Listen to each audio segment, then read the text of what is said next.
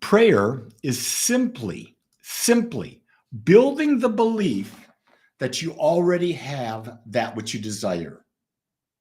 It is implicit trust and complete faith that your belief creates. It's that simple. That's what prayer is. It's simply your focus. Where are you putting all your thoughts, your words, your actions, and your feelings consciously so that they become the unconscious thought pattern that you have? Do you see what I just said? This is where the magic is, if you want to call it magic. The magic is that you create a habit of thinking, which is your belief, into your subconscious mind. When that habit is formed in your subconscious mind, guess what? The universe brings to you. But notice, it's not just what you think. That's really important to understand. It's not what you think. It's what you think, speak, feel, and what you do. All of them have to be aligned toward a specific result. All of them have to be held persistently and consistently. You have to build such a belief that your subconscious mind says yes. Building a belief is not easy. Building a belief takes time. It takes effort. It takes concern.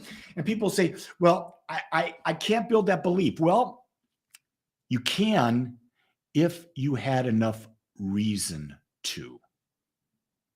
In other words, if you desire to have something, to be someone, you got to stack up the benefits. What are the benefits to you if you have this? If you can stack up enough benefits, guess what? You'll do it. You'll create the belief. You'll live the belief. You'll live in that energy. That's the key. So prayer is not about saying specific words. You know, we've been taught that when I was being brought a Catholic, hey, the act of contrition, the creed, the Our Father, Hail Mary, the Glory Be, those were prayers. No. A prayer is building a belief. Jesus, the master teacher, said it. He said it so clearly. It's done unto you as you believe. That's all you have to know. We make our lives so complex. And what we don't understand is that our beliefs, which are our prayers, are our life. So if you want to know what you believe right now, look at your life. Your life will reflect back to you exactly what you believe.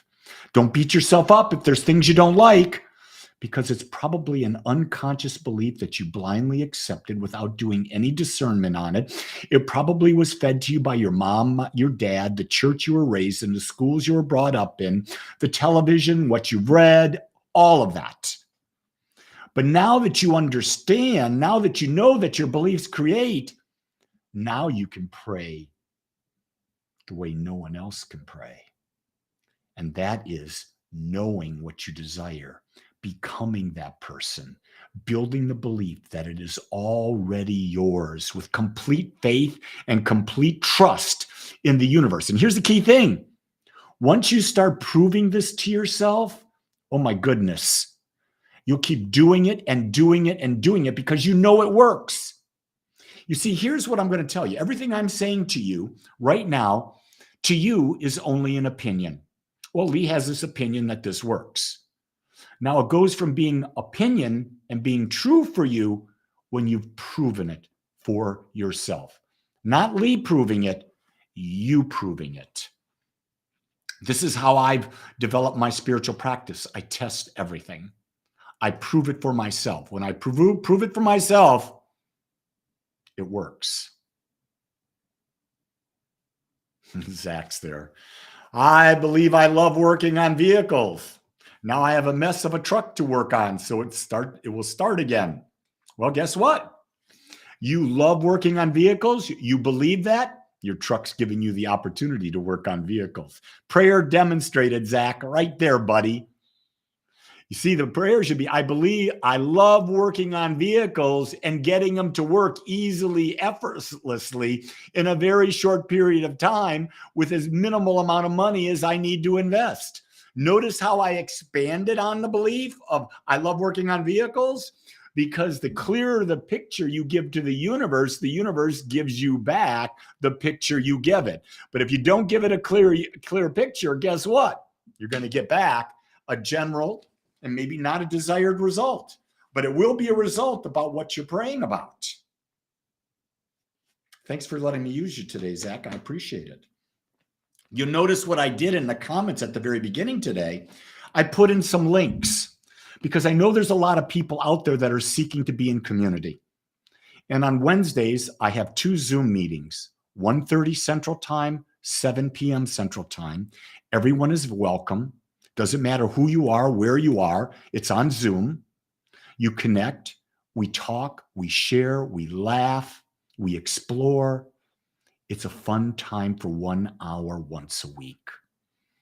And if you've not tried it, give it a try. I think you're going to love it, because this is what it's about now. It's about finding people of like interest and connecting with them and supporting one another as we go through this world that is in more change, more contrast than I can remember.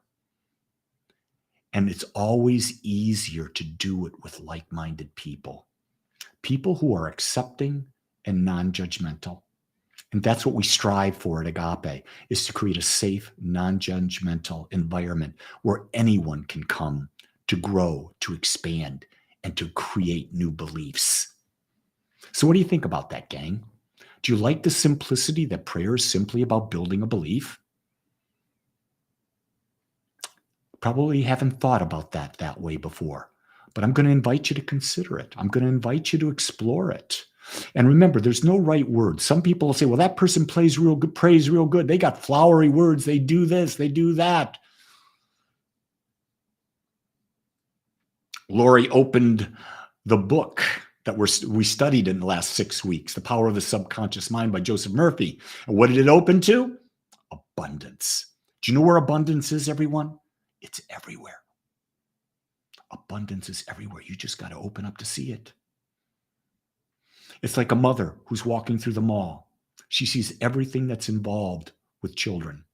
A father who's a businessman walks through the mall. He sees all the business opportunities. Why do they see different things at the same time? Because of what's important to them. You will focus on what's most important to you.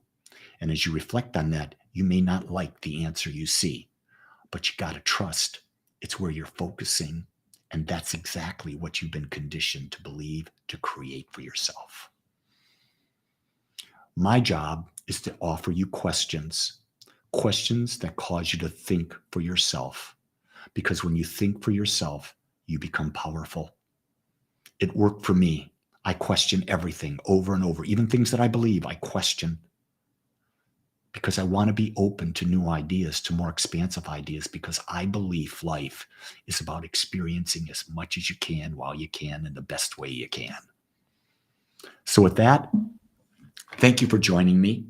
I would love to see you in one of our gatherings. If not, hey, I'm here again tomorrow morning.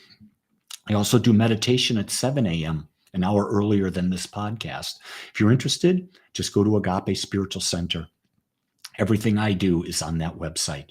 And I invite you to participate. Become an active member of Agape. I promise it'll change your life. Make it a great day. Love you all. Aloha.